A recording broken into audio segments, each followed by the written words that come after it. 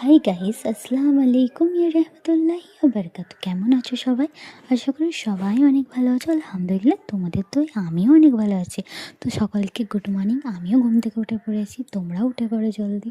আমি উঠে পড়েছি জলদি, আমার হাজব্যান্ডের ডিউটি আছে ইভিনিং। তো জানো তো, উঠতে ভালো লাগে না, কিন্তু উঠে গেলে সারাটা দিন আমি ফ্রি থাকি।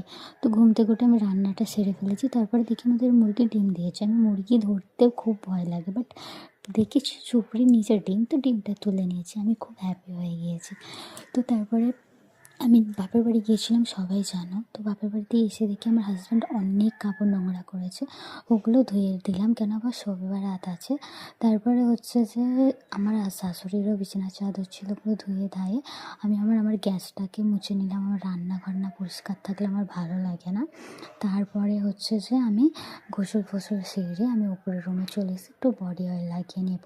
তার জানো তো, সব ভিডিওর মাধ্যমে দেখানো সম্ভব হয়ে ওঠে না। অনেক কাপড় ধুয়েছি, বাট ওটুখানিই দেখিয়েছি, ওইটুখানি।